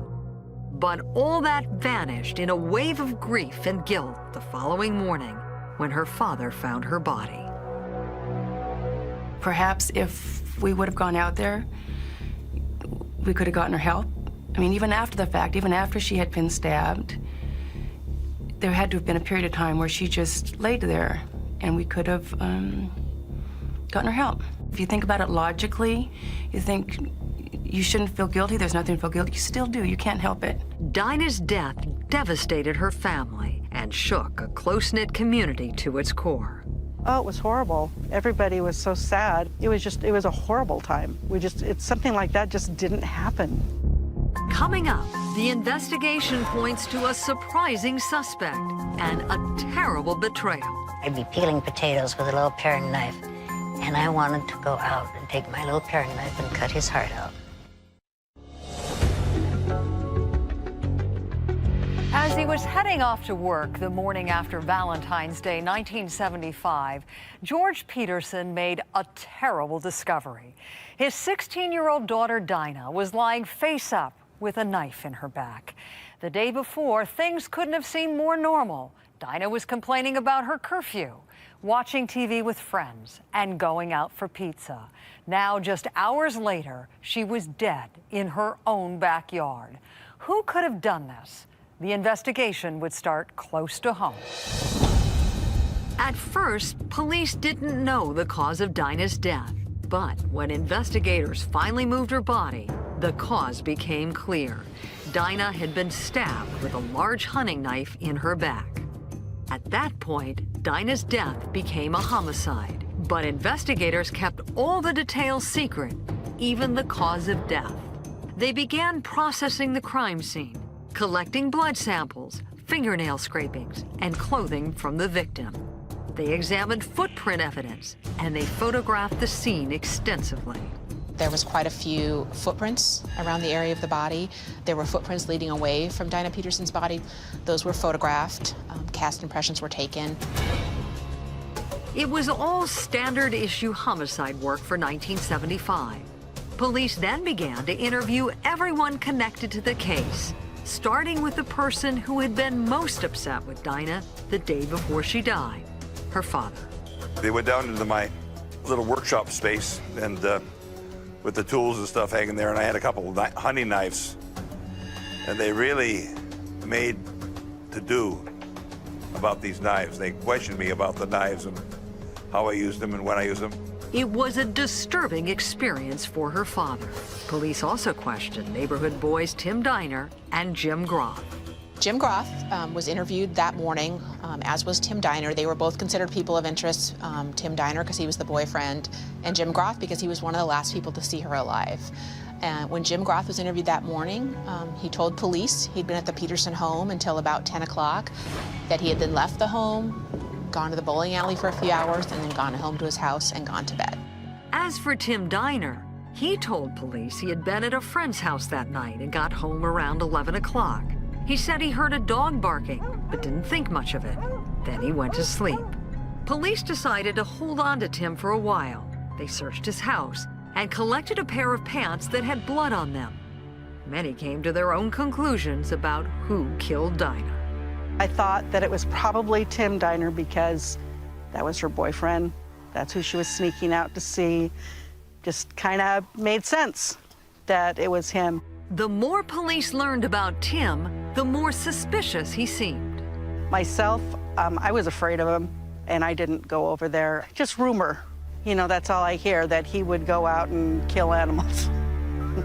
And that he and his friends would beat people up when they would have parties over there. Police found out that the hunting knife used to kill Dinah belonged to Tim Diner.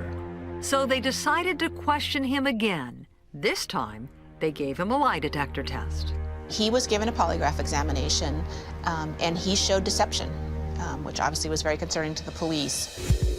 Police knew the murder weapon belonged to Tim. They found blood-stained pants in his house, and now he failed a lie detector test. They felt they were building a strong case.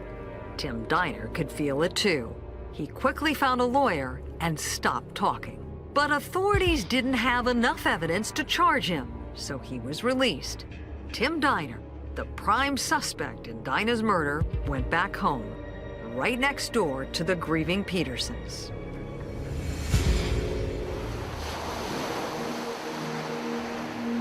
And I think it was probably that same day, and there were sailboats out on the Sound. I just stood there for a while and looked at those sailboats. And then at the top of my voice, I shouted, "God, how could you do that to us?"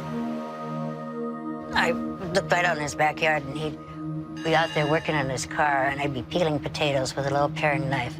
And I wanted to go out and take my little paring knife and cut his heart out. Police also gave the other neighbor, Jim Groff, a polygraph test since he was with Dinah not long before she was murdered. Investigators asked what he was doing at that time.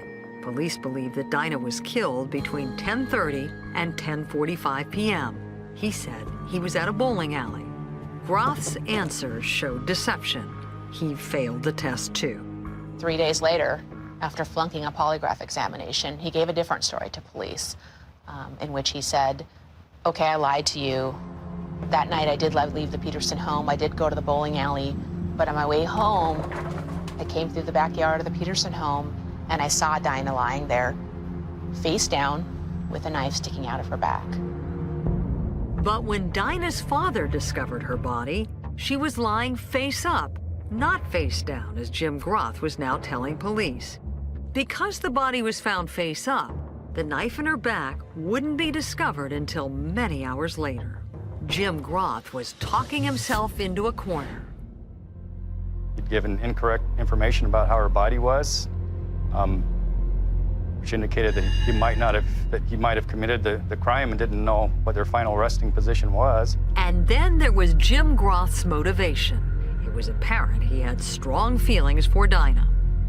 Do you think he had a crush on your sister? Oh, yeah. I mean, that's why I think that's why he kind of always wrestled with her and things, because it was the only time he could ever kind of get close to her and touch her. And she would, you know, push him away. Police now had two plausible suspects.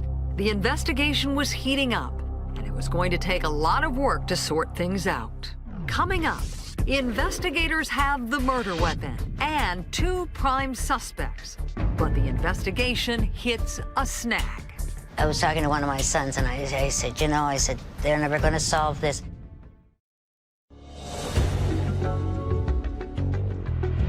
16-year-old Dinah Peterson had been stabbed in the back. Her family was devastated. And when two boys who lived nearby became the prime suspects, the entire neighborhood was thrown into turmoil. Police were narrowing their focus, zeroing in on the suspects. But events out of their control were about to overtake them, and it wasn't clear if anyone could stop the investigation from jumping the tracks. Both Tim Diner and Jim Groth were interrogated by police, and both flunked lie detector tests. Diner was arrested and eventually released. Groth was never arrested. Kids in the neighborhood always found Jim a little unsettling, but after Dinah's murder, they thought his behavior became more bizarre and aggressive. He came up just behind me and he went, "Ah, gotcha." And he took the knife. It was one of those not a long handle, it was a short handle, long knife, and he just slid his hand down to the end so that it would hit my side rather than me. But it was, that's just something a normal person doesn't do after your friend is stabbed to death. He hit me, you know, threatened me. Eric Hansen also had a run-in with Jim Groth. Groth knew he could find Eric after school, working at his father's newspaper shack. He started pushing me around. I told him to get out or I was going to go get my dad. And he started to walk away, and he turned back and says, if you tell anybody about this, I've killed one girl, I can kill again. It was a shocking statement for a suspect in a murder case to make. Hansen reported the incident to the police, but it was handled by the juvenile squad. They never passed it along to the homicide detectives, who already had Groth on their radar. Nothing came of that complaint. But since Jim had changed his story about what he did the night of the murder, police decided to give him a second polygraph test. Then when they do the questioning, they really hone in on 2 or 3 key questions. Did you have anything to do with it? Do you know who did? And as to those questions, he passed. And he was excluded as the suspect. It was in the police report, excluded. Jim Groth excluded based on that polygraph. Jim Groth was cleared. Now the investigation could focus on Tim Diner. But then, just 2 weeks after Dinah was murdered, the investigation came to a screeching halt. The lead investigator was pulled off the case after only 2 weeks to work on a homicide task force. The lead investigator wasn't reassigned to just any case. The new task force was created to deal with a string of murders that had the entire region gripped in fear. Years later, those murders would be tied to the notorious serial killer, Ted Bundy. In the spring of 1975, the focus on those murders pushed the Dinah Peterson investigation to the back burner. It had a dramatic effect because once the lead investigator was gone, things just began to fall by the wayside. Are you surprised that the case went cold so fast? We weren't really newsworthy. And so it doesn't really surprise me. It made me a little bit bitter. Detectives felt they had made... They were both suffering. In 1985, the Peterson family had given up. I was talking to one of my sons, and I said, you know, I said, they're never going to solve this. I want her stuff back. So he called King County, and they said, oh, we got rid of that stuff a long time ago. And that really, really hurt. Some sergeant clearing room for other cases decided that this case was old, we might as well get rid of the evidence. So everything that we could have used to test now with DNA, et cetera, was gone, except for the murder weapon that for some reason they chose to keep. I don't know who in their right mind would destroy evidence in a murder case. Did they ever give you an explanation for why they did that? No, the sheriff's department was really disappointed. It was one person's decision to do it. 30 long years. It really hasn't changed that much. Then, out of the blue in 2006, King County Detective Jim Allen, who had recently been assigned to the cold case unit, practically stumbled onto the case when his department did a review of old files. I took the opportunity to begin reading the file. It was an interesting case. In reading the file, Allen noticed many inconsistencies. He set out to recanvass the scene of the crime. Dinah would sneak out her sliding glass door here, and she would walk across to Tim Diner's sliding glass door right next door to be with him. Mrs. Peterson and her daughter were up in the upstairs bedroom on this end of the house, where she has somewhat of a view of the backyard. There, you can see the stump from a tree that is referenced in a lot of the crime scene photos. There was a rockery that run right across close by where the tree was. The timeline of the crime, the statements of the witnesses, the polygraph results. Detective Allen didn't think it all added up. In fact, he thought the 1975 investigators were clearly going after the wrong man. And I read everybody's statement, and I penciled out a timeline. According to Detective Allen's timeline, Tim Diner was at a friend's house when Dinah was murdered.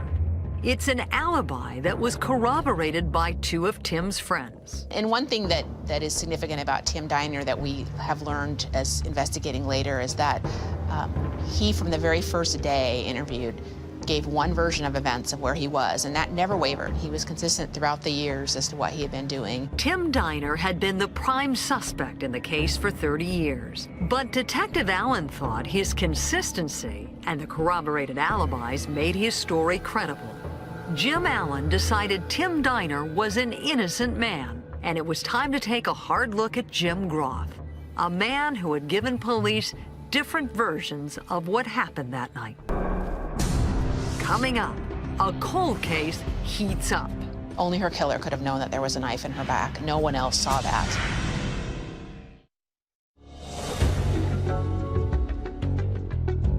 It had been more than 30 years since the murder of 16-year-old Dinah Peterson, and investigators were just now starting to solve the puzzle.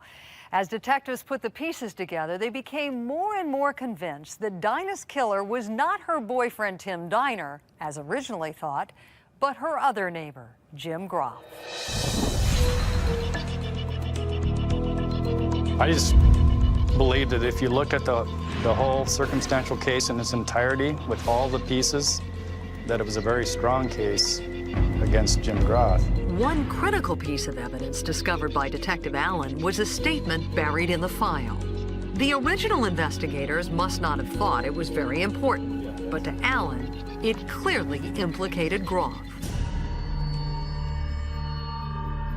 A neighborhood boy who had come home to the neighborhood just before noon on the morning that her body was found, that told the investigators that Jim Groth had run up to his car, very excited, and said that Dinah had been stabbed. Here was a witness saying Jim Groth told him just before noon that Dinah had been stabbed. But no one, not even the police, knew Dinah had been stabbed until 2:30 that afternoon. How could Jim have known earlier?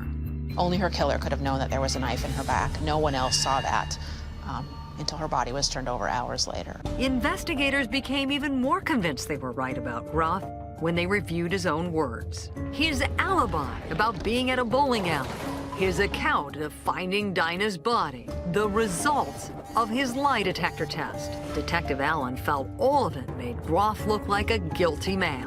When he flunked a polygraph and they confronted him about that, he changed his story. All the lies to police. We both were very surprised that he hadn't been pressed harder. But investigators would need more than a few inconsistencies to prove that Groff had killed Dinah Peterson. There was no hard evidence to link him to the crime. In 1987, a police sergeant had thrown out all of the physical evidence, except the knife.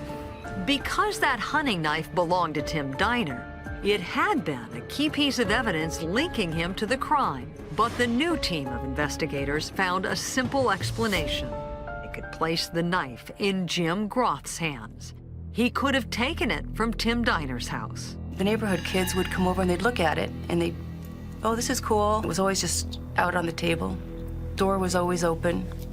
Everybody knew it was there. With the investigation active again and focused on Jim Groff as the prime suspect, Detective Allen contacted Tim Diner. He told him he was no longer a suspect, but Diner would have nothing to do with him. He had been under a cloud of suspicion his whole life. It appeared that this incident had ruined his life. He was very bitter towards law enforcement. And Diner had another reason to be bitter. He had been diagnosed with terminal liver cancer. He was going to die. He had been haunted his whole life by this, by not only being accused of the crime, but not knowing who ever could have killed her. There's no question it changed his life. He lived his entire adult life as a murder suspect. Now that he'd been cleared, Tim Diner wouldn't have to carry that burden to his grave. But it was at best a bittersweet moment. Nothing could ever erase the way the original investigation had been derailed by the Ted Bundy case, or the fact that evidence was thrown out. But now, 30 years after Dinah Peterson's murder, police and prosecutors were certain Jim Groff was guilty. They wanted to put him behind bars. They had a long way to go. You had no witnesses that had just popped up immediately and said, wait, I saw the murder happen. I think the concern was, throughout the case, was really what does the state have that's new? Investigators tracked down Jim Groff in Alaska, where he was working as a fisherman. He was still having problems with women. I tracked Mr. Groff down through Seattle Police Department police reports. He had recently assaulted his girlfriend, so I had a location to look for him. He continued a life of somewhat violent behavior. He had several assault convictions against women in his life. When Detective Allen spoke with him, Groff still insisted that he came across Dinah face down with a knife in her back. He stuck with that throughout the years. I don't think he understood the significance of finding the body in the wrong position. Allen thought Jim Groff's story was full of holes, so he decided to give him another polygraph test. He failed it. Throughout the whole evening, when we became accusatory with him and were actually pointing the finger more at him, he never said that he didn't do it, which we found somewhat significant. All of that combined led us to realize that he was the guy. It all looked bad for Jim Groff, but not much of it would ever be heard by a jury. Jim's body language in police interviews and his history of violence against women would not be admissible in court. In an effort to get more forensic evidence, the state hired Joel Harden, a man who finds missing people by literally following their tracks. He reviewed photos of footprints from the crime scene. They were able to determine that prints or partial prints at the scene were consistent with the types of shoes worn by the victim and by Jim Groff. The tracker determined that Jim Groff was in the backyard with Dinah while she was still alive. This did not line up with what Mr. Groff had said, that he was walking through the backyard, saw her dead, and then left. Investigators were ready to make their move. On December 22nd, 2007, Jim Groff was arrested and charged with first-degree murder. He was in custody for assaulting his girlfriend. We contacted him in jail. I advised him that we were booking him on murder for the death of Dinah Peterson. He was worried about what he's going to tell his girlfriend and what he was going to do about Christmas. It was still almost entirely a circumstantial case, pegged to Jim Groth's story about how he had found Dinah's body on the night of the crime. Information the prosecution felt only the killer could know. All we essentially had was a lot of little pieces that, when you put them together, added up to Jim Groth's guilt. Would it be enough to convince a jury? Coming up, the emotional final act of a 30-year drama. It just gave me chills. It was this culmination of all these fears and hopes and anger, and it just hit. Want more on the case? Go to investigationdiscovery.com/PaulaZahn and view more exclusive interviews and behind-the-scenes video. On May 12, 2009, Jim Groth, now 50 years old, was put on trial for the murder of his high school friend, Dinah Peterson. The Petersons had struggled for 3 decades with no official word about who had murdered Dinah. Now they would have to endure a painful trial.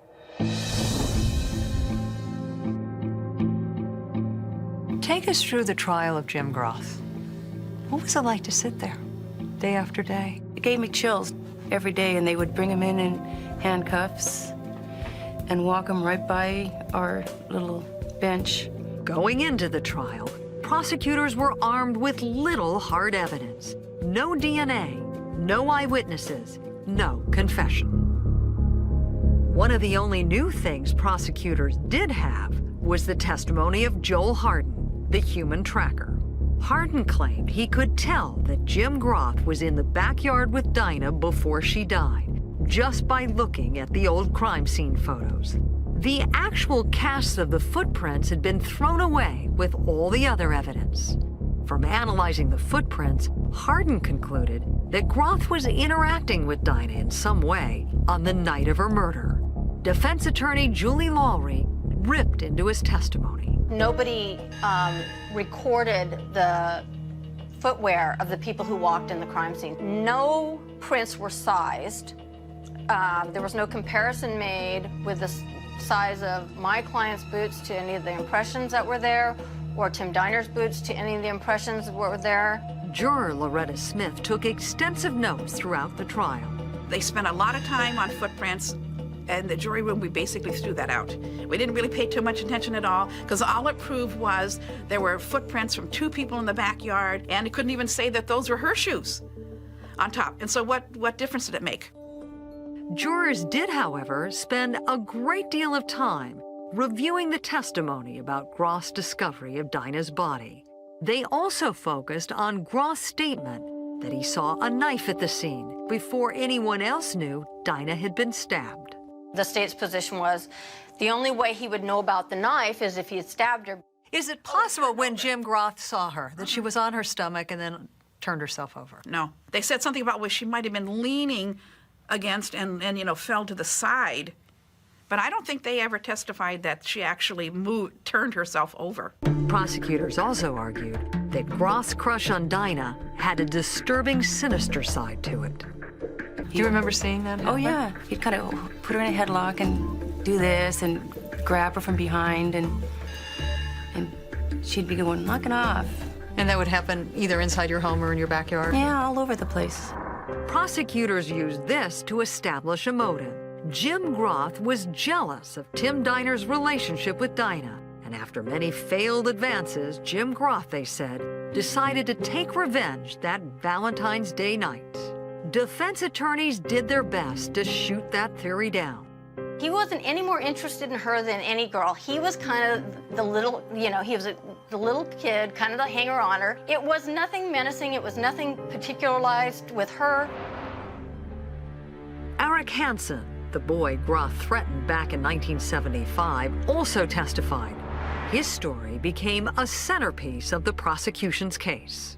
He got into a fight with Eric, and during the fight, Eric said to him, you better not hurt me or I'll get my father. I'll tell my father on you. And Jim Groth got upset. You better not tell your father. And he said, I've killed one girl and I can kill again. There was a gasp in the courtroom when Eric Hansen testified to that. But decades later, when Jim Groth was in the courtroom, he basically wrote that off as his bravado. He was being macho when he said that to Eric Hansen. Pooh-pooh. And I did not believe that. Groth never testified during the trial, but the man first arrested for Dinah's murder did. Tim Diner, now in the last stages of his battle with cancer, was too weak to travel, so his testimony, videotaped earlier, was played in court. What did you do the rest of that night? Ate, and then Dean came by and picked me up. I'm sorry, who came by? Dean, okay. Blackburn, and we went up to Paul Hansen's house. After 3 decades, Tim Diner's story was still the same. Diner said he left his friend's house and returned home after 11 p.m., at least 15 minutes after Dinah was murdered, according to the medical examiner. After more than 2 weeks of testimony, the case went to the jury. When deliberations began, the jury took a vote. It was 8 innocent, 4 guilty. Describe to us the point at which you thought the jury was going to become hopelessly deadlocked. Our jury foreman said, let's put down the reasons for guilty and the reasons for not guilty, and so we did. We found some reasons for not guilty. Run through some of those. Found, well, no evidence, no DNA, no definite DNA evidence. No eyewitnesses. No eyewitnesses. No real motive. Then we put down what they thought was some of the guilty things. And what fell in that column? He put himself on the scene.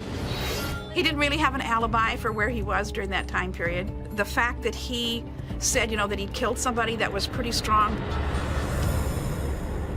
The jury deliberated for 3 days and then came back with a verdict on the charge of first-degree murder, not guilty. Carl had warned us that, okay, they're going to say, they're going to read the first verdict first, which is on first-degree murder. So if they say not guilty, don't lose hope, because then they're going to say what their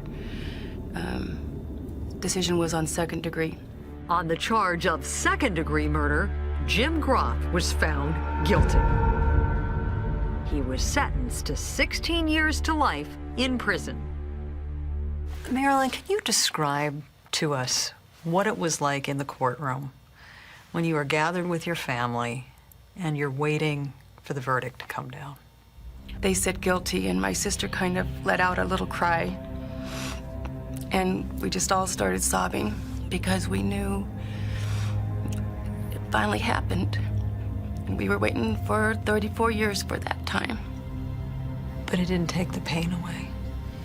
No. But it helped to close the chapter. And as you said, you lived for 3 decades thinking maybe no one would ever be found guilty of your sister's murder. At that moment, it was this culmination of all these fears and hopes and anger and all these emotions just hit right at that, like little pinnacle, it just hit. Are you 100% sure Jim Groth killed your sister? I'm 200% sure. Not a doubt in my mind. And yet, the evidence linking him to the crime was so thin.